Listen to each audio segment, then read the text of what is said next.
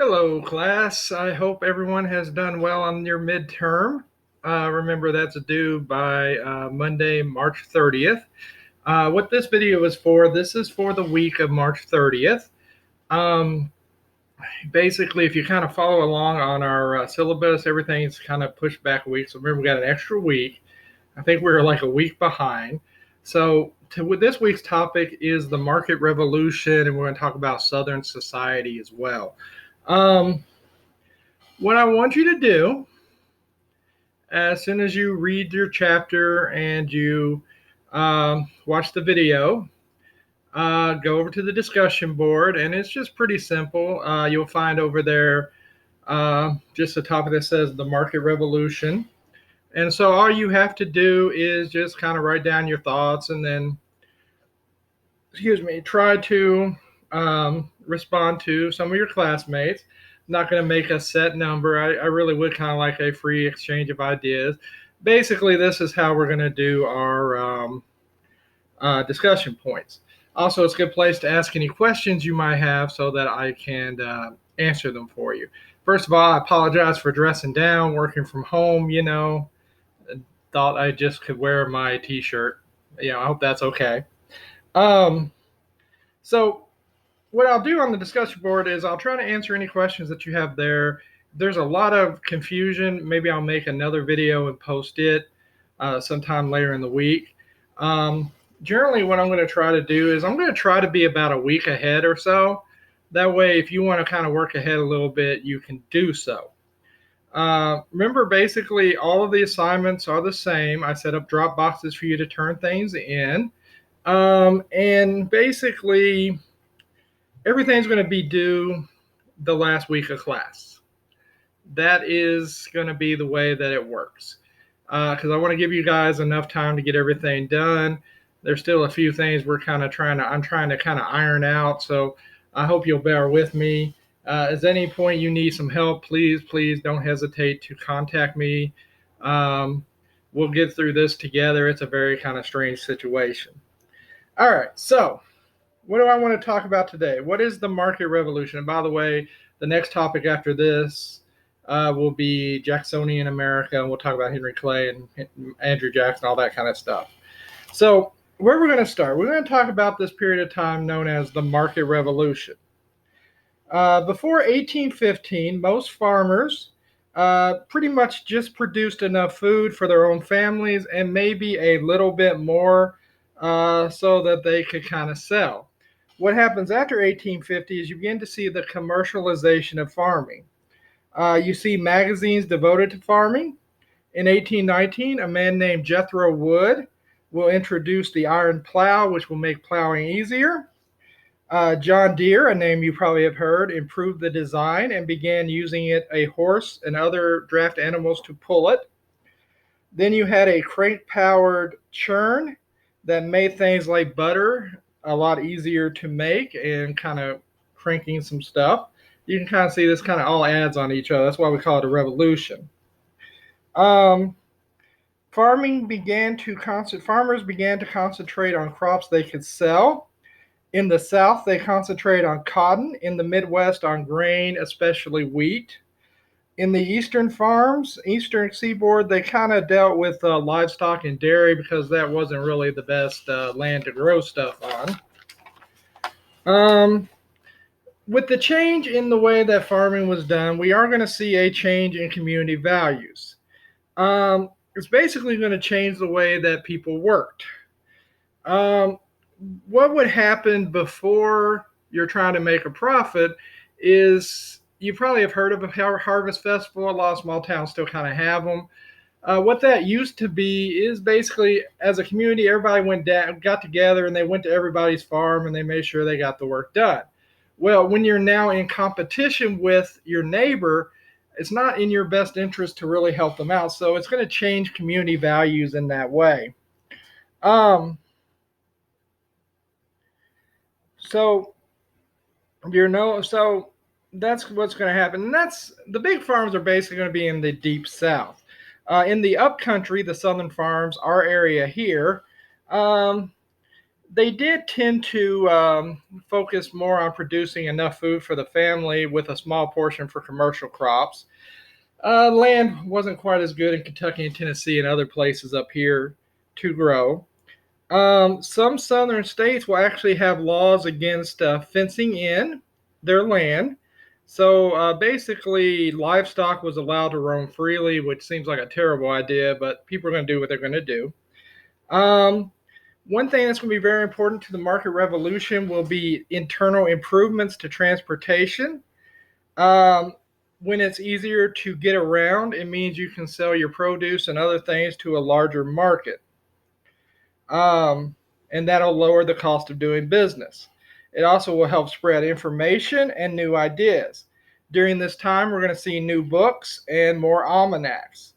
We're also going to be seeing the beginnings of a network of roads and turnpikes by the 1820s. Most of the Northeast will be connected in the eastern seaboard by roads. In New York State, they had a program of road building, adding 4,000 miles of road and turnpikes by 1820. They even had the first federally funded road, which was called the National Road, which connected um, Cumberland, Maryland to what is today Wheeling, West Virginia. If you kind of look on a map, it looked like it's about that far, but it was a start. And you remember, there was a big debate over what the role of government was. So to actually do any type of national road is probably pretty impressive. Um, and of course, over time, it spreads out. By the 1830s, it goes as far west as Columbus, Ohio. In Pennsylvania, they built what is called the Lancaster Turnpike, eventually connecting Philadelphia and Pittsburgh for some reason. This will make transportation easier and cheaper, and not to mention quicker. It'll actually cut travel time between cities. You'll also have the invention of the steamboat, which will make river travel more economical, more convenient, meaning that it was a whole lot easier to go down. So we talked about before, it was easier to go downstream than it was to come upstream. Now with the steamboat, you could do both. If you read a lot of Mark Twain, first of all, steamboat terms is where he got his name, Mark and Twain. And second, he has some adventures on the steamboats. Um, this will create river boom towns like St. Louis, New Orleans, Pittsburgh, Cincinnati, and Louisville. Louisville was kind of a work in progress. They had to work around some falls. Another thing that was very popular during this time were canals. Now, if you think about canals, you can probably maybe name one or two. And maybe it's the Venetian canals in Italy, which are clearing up thanks to people not being able to go out, or the Erie Canal up on the Great Lakes. You really probably can't think of any others. Well, they were very popular for a long time. Um, or for a short time, really. I'm sorry. Since the 1780s, private companies have been building small canals. In 1817, about 100 miles of canals existed in the U.S. In 1817, the New York governor, a man named DeWitt Clinton, decided to build a canal linking Buffalo on Lake Erie to Albany on the Hudson River. This was over 300 miles. New York actually raised $7 million for the project. It became a success. It cut travel time and cost, and it boosted towns like Rochester, Buffalo, and Syracuse. Why anyone wanted to go to Buffalo is beyond me. It like snows there in July. I apologize. You probably hear the train coming by. I live on the wrong side of the tracks. Um, so it looked like for a while that canal would be one of our main sources of transportation. In fact, there is a wave of canal building, and by 1840, there's actually 3,300 miles of canals that cost about $25 million. Now, why don't we have canals today? Now, if you think about the area that we're normally in, it's a lot of little rivers, right? Would have made sense to kind of build canals there. Would have been a great way to probably travel. Well, what is going to derail these canals? Well, you probably heard it earlier. It's going to be the railroads. That would have killed if we were in class. Y'all would have laughed. I have no doubt. Um, by 1825, we had the first commercial railroad that was operated in England. Railroads actually kind of go back to the 1500s. They were used tracks for mines, and they were pulled by like horses. And then in the 1800s, you begin to see different ways to pull it. So the first commercial one is in England in 1825. By 1830, the Baltimore and Ohio successfully tested their own steam engine, and this began railroad uses. By 1840s, there will be more tracks than canals. Travel from Boston to New York will now only take half a day.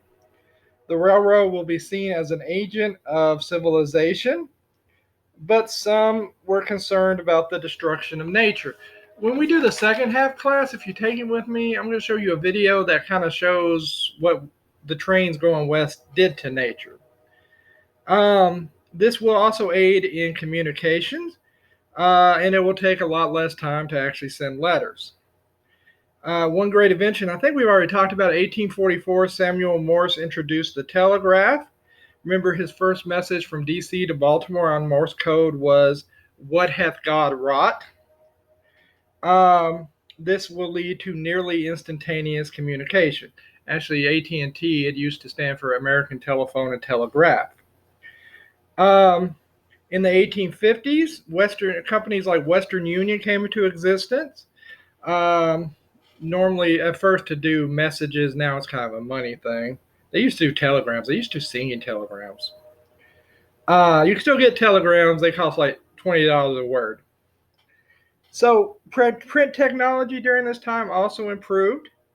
By 1835, there will be 1,200 newspapers in this country. Remember, a newspaper is that thing your grandfather used to like to hold to read the news.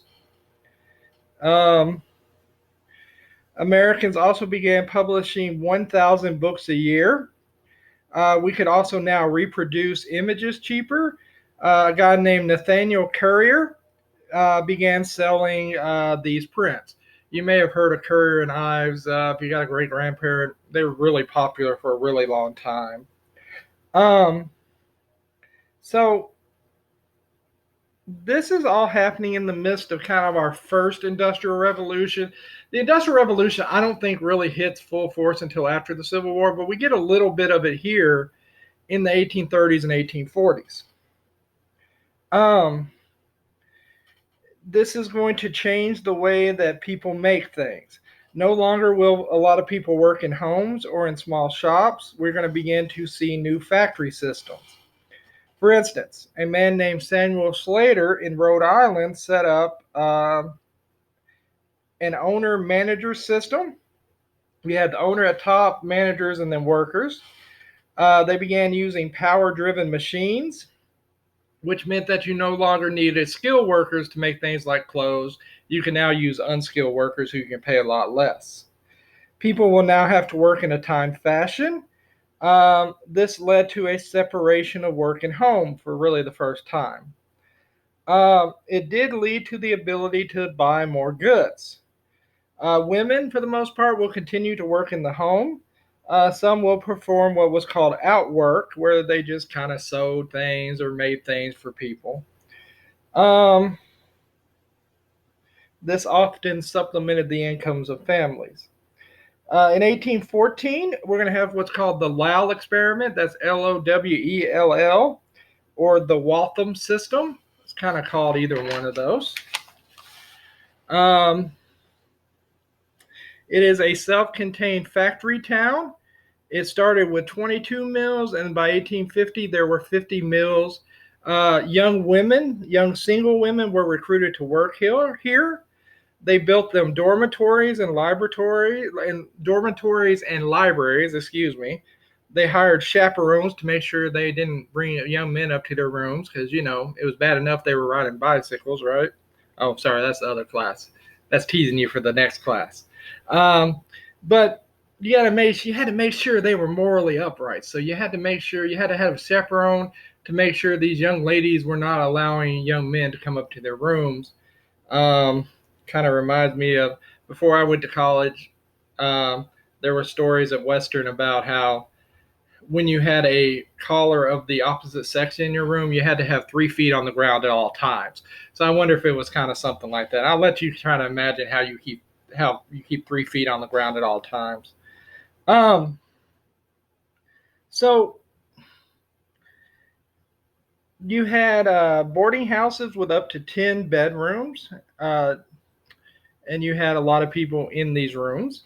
In some ways, and I guess I'll let you make this decision for yourself, this was probably good for women because it gave them their own income and gave them kind of a life of their own. But it was a lot of hard work. It was a lot of things they had to do. They worked 13 hours a day, 6 days a week. They were expected to go to church. In 1834, after a downturn in the economy, their wages were cut, which led to a strike. Now, many did not approve of these women going on strike because they said it was unladylike. Imagine that.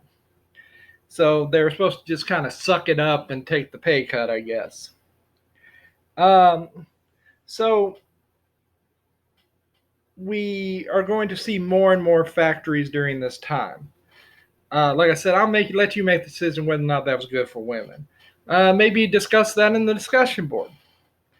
New York will become the fashion and clothing capital of the United States, possibly of the world. They would use factories. They would use Southern cotton in their factories to make clothes. And so, in a way, that made the South and the North a little bit more interdependent, which, when we talk about Henry Clay, was something he really wanted to push. Workers did want to protect themselves, and they did begin forming some sort of labor organizations. They did become upset when they realized that owners were making a whole lot of money and not necessarily paying them too much. Not everyone was sharing in the prosperity. Now, it wasn't a situation where people were against capitalism or anything like that. It's just when somebody, like, look at Amazon today, they make billions of dollars, and then they're telling their employees at the Whole Foods that they're not going to give them any more paid sick leave. They should just borrow it from other workers. Other workers should donate it. It's that kind of thing. No one is mad about somebody making a profit. What upsets people is when people make an obscene profit. And yes, even back here, you begin to see that. So not everyone was sharing in the prosperity. So that's kind of the market revolution, kind of early industrialization, pretty quick, right? This is not really a particularly long lecture. Next week's will be actually a lot longer, so buckle in for that one. It'll be more than one video. So let's talk about Southern society. Let's see if I can get myself in trouble. So if you've seen Gone with the Wind or other movies like that, there's a certain glorification of what we call the antebellum South. That's the pre-Civil War South. And there was a Southern aristocracy, absolutely, but that was probably 1, 2, 3% of the people. You had a few planters who lived in luxury, and they will dominate the government and society. They are, as I said, Southern aristocracy. Most Southerners will not actually own slaves. Most slave owners held between 1 and 9 slaves. Less than 1% of the population had 100 or more slaves. So that's always kind of an interesting notion, right? That you have people in the South so devoted to slavery, yet the majority of people did not actually own slaves. And in fact, from an economic standpoint, if you were a poor white Southerner, slavery was a horrible thing for you, actually. Because what it did is, I'm sorry about that, what it did is it actually depressed wages, right? So economically, slavery was bad. So what they're really going to push during this time is the notion of white supremacy. And we're going to really be touching on that a whole lot more going forward. Home and plantation life weave together. Wives or eldest daughters often ran the plantation and were responsible for entertainment. Most Southerners were what we would call yeoman farmers. They owned small farms. By 1860, three-fourths of Southerners did not own slaves. Three-fourths did not own slaves. Often, they relied on the community for some food and some amenities. Um, Most small farmers really did not grow very much for commercial value. That was for the plantation owners. They were often actually dependent on plantation owners to use their mills and other um, facilities. If you kind of want an analogy from world history, look at feudalism from the Middle Ages, the serfs. You have the lord of the manor who owned all the stuff, and then everybody had to pay him rent and pay to use his stuff. We have pretty much the same thing going on in the South. Uh, Regular Southerners were dependent on the plantation owners, and boy, sometimes they resented that. Um,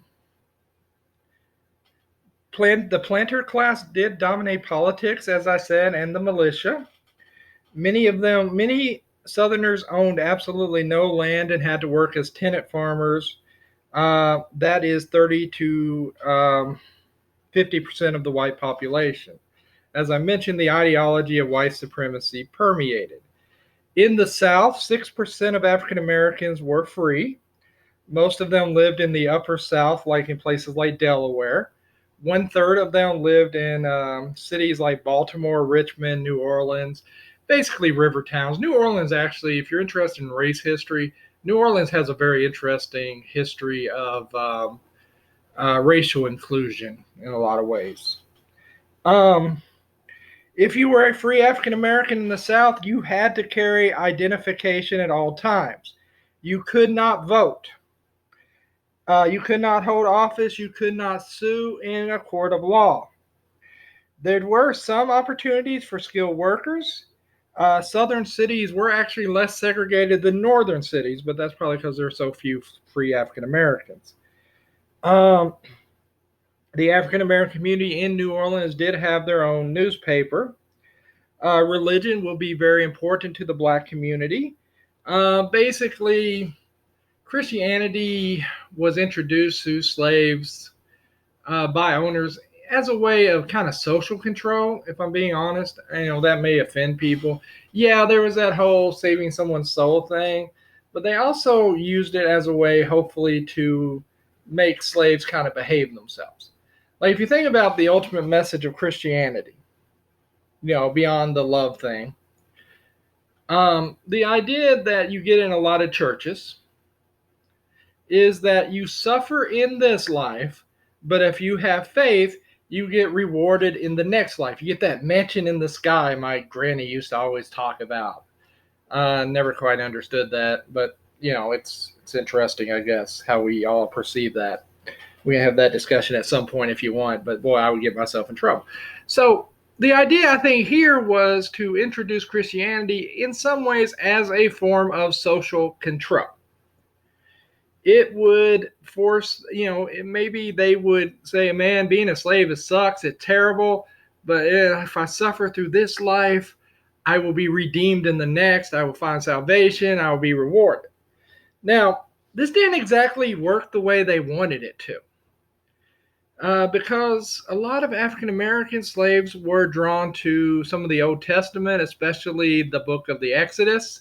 When Moses goes over and says, let my people go. And so they really kind of focus in on that. So that wasn't necessarily the lesson they wanted conveyed to these slaves, but that's kind of what they took. Oh, let me apologize for my hands. I talk with my hands. I don't know what to do with them, so I'm sorry if that's distracting. Um, Southern black churches did have very large memberships. You're going to end up with what they call the Negro spirituals, which are really beautiful music, which will actually be used as a way to communicate with other communities. Ministers were often community leaders. So that's kind of what's going on with African Americans in the South. Wealthy white Southerners were very lavish in their lifestyles. I mean, heck, you remember we talked about Thomas Jefferson throwing them big old parties in the White House with a lot of wine, $2,400. Same thing is expected of Southern aristocracy. You held parties, balls, fox hunted. You had cotillions, coming out parties. That meant something way different back then. That was when a young lady or a young man reached a certain age and they were ready to start a courting. That's a nice Southern word, courting. Um, Reputation and honor was very important. There's a whole code about how to deal with honor violations. When an inferior, and that's someone who is not rich, insulted a gentleman, the gentleman was allowed to respond with a cane or a horsewhip. So that's great, right? They'll beat him. If there was a dispute between gentlemen, the remedy was a duel. We talked about one duel before. We looked at that video about Alexander Hamilton and Aaron Burr. In 1838, a man named John Wilson actually published a book called The Code of Honor, or the Rules for Government of Principals and Seconds in Dueling. This is how seriously they took it. Men like Andrew Jackson and Henry Clay both fought duels. Now, normally people did die, but normally you weren't actually shooting to kill. You're just trying to graze them, or not shooting the air or shooting the air or something like that. You wanted honor to be satisfied. Now, Henry Clay got shot in the leg. We'll talk more about Henry Clay. Andrew Jackson, on the other hand, because he's a mean cuss, would shoot to kill. In fact, he actually had in his entire life, because of a duel, I think he had like some shrapnel like stuck in his body. So there's that. So we'll talk a little bit more about dueling when we talk about the Jacksonian era. Slave labor will produce many agricultural crops: tobacco, hemp, sugar, and rice. Cotton, however, was the highest product, most of which was sent to Europe. We talked about before, the South is divided into the Upper South and the Lower South. We're in the Upper South. The Lower South was good for cotton. You had a deep, dark, rich soil known as the Black Belt, especially down in what's today Alabama. In fact, there was a lot of confusion. A lot of people thought that when they referred to areas as the Black Belt, they meant that there was a lot of African Americans that lived there. They're actually talking about the color of the dirt. It's that rich of a dirt. The Upper South was made up of 8 slave states, was not as fertile. That's where we are.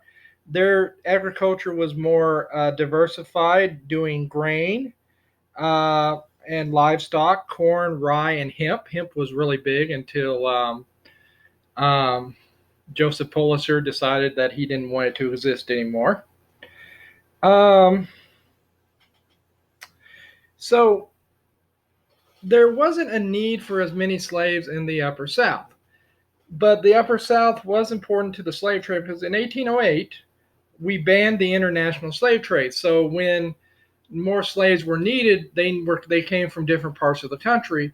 So when slaves had families in the Upper South, you would have a lot of families broken up by selling members what they called downriver. It was a very terrible thing for families. But the Upper South is basically what's going to provide the slave labor when it was needed for the Lower South. Most slaves will work as free field hands. On large plantations, they will work in gangs supervised by a white overseer, or sometimes by a slave driver, an actual slave who was given the responsibility. They could actually be more cruel sometimes than the white overseers. For an example of this, I really recommend Frederick Douglass's autobiography. He talks about how basically he got beaten, and that was the moment he decided he wasn't going to be a slave anymore. It was really kind of an interesting read. I hope that everybody has read that at some point. So larger plantations will also have some slaves who will work as different types of craftsmen. That's one way that African Americans became skilled laborers, and some were able to do extra work and bought their freedom. Usually slaves were allowed to keep a small lot to grow things. Um, slaves would work by reason, persuasion, and sometimes more harsh discipline. Often, one way that slave owners would get slaves to work is that they would threaten to sell members of their family or themselves down the river, something they didn't want. Um,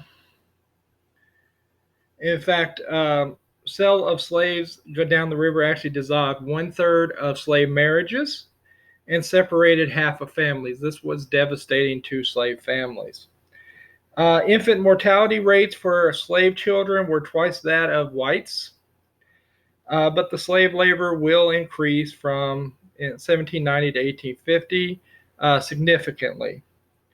Um, Oftentimes, they would have inadequate food and shelter.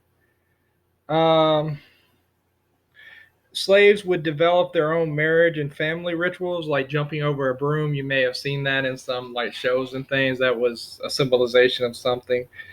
Um,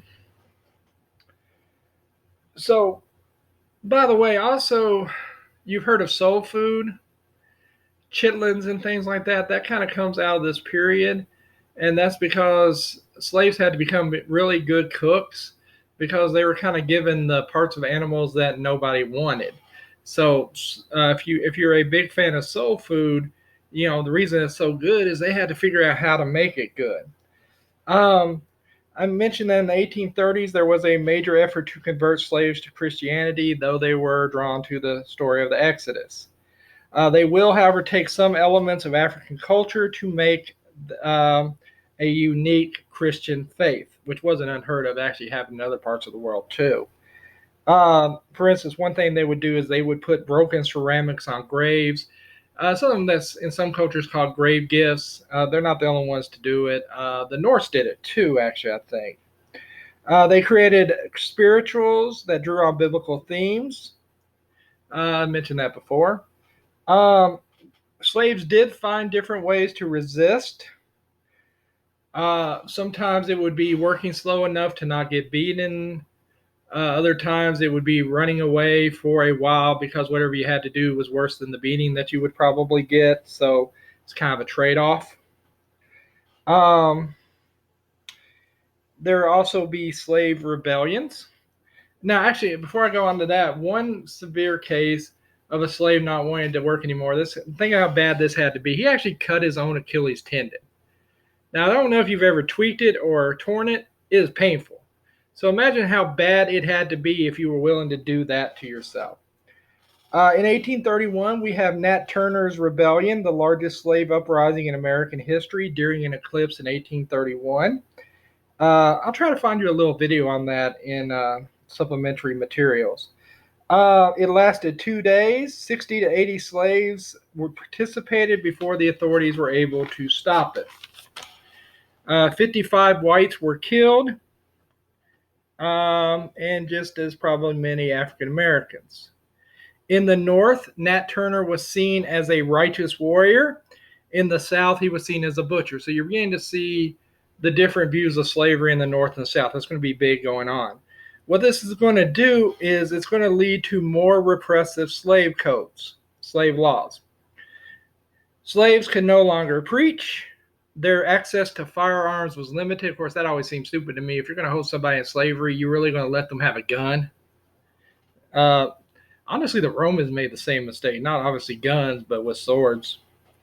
The militias in the South were strengthened to combat it. They made assaults by a slave on any white person a capital offense.